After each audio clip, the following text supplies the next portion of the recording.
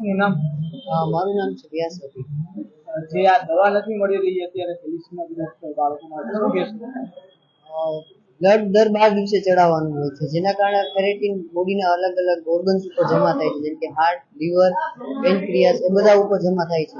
તો એ ફેરેટિન કાઢવા માટે રેગ્યુલરલી પેશન્ટને 10 થી 11 ગોળી, જેનું ફેરેટિન હાઈ હોય એટલે 10 થી 11 ગોળી કેલ્ફરની લેવી પડતી હોય છે, જે સિવિલમાંથી લે છે.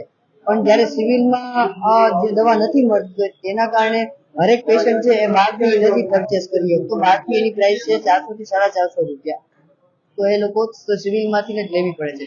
પણ સિવિલમાં ન હોવાને કારણે ફેરેટિન છે એ જમા થાય છે ઓર્ગન્સ ઉપર, જેના કારણે બધા જ ઓર્ગન્સ ધીમે ધીમે રહેતા ડેમેજ થઈ જાય છે. જેમ કે હાર્ટ ઉપર જમા થાય તો હાર્ટનું પમ્પિંગ બંધ થઈ જાય છે અને અંતે પણ પેશન્ટનું મૃત્યુ થાય છે હાર્ટ પમ્પિંગ ન થવાના કારણે. સિવિલ અધિક્ષકને આજે તમે રજૂઆત કરી હતી, કેવો પ્રતિસાદ મળ્યો? સિવિલમાં જ્યારે રજૂઆત કરી, અમે છેલ્લા ઘણા સમયથી કરતા આવીએ છીએ, ત્યારે એમને એવું કીધું કે અમે લોકો થોડાક દિવસમાં ઓર્ડર અમે લોકોએ આપી દીધો છે, પણ ત્યાંથી હજી આવી નથી. એટલે અમે લોકોએ ત્યાં તપાસ કરાવડાવી, તો ત્યાંથી એવું કહેવામાં આવ્યું હતું કે અમે ઓર્ડર થોડાક દિવસમાં જ કરી આપશું, પણ હજી આવી નથી. ત્યારે આજે જ્યારે અમે રજૂઆત કરી ત્યારે એમને ત્યાંથી એવું કહેવામાં આવ્યું કે અમે લોકો તાત્કાલિકપણે આનું જે છે હાથ ધરશું અને એકાદ બે દિવસમાં જ અમે રજૂ કરી દઈશું તમને.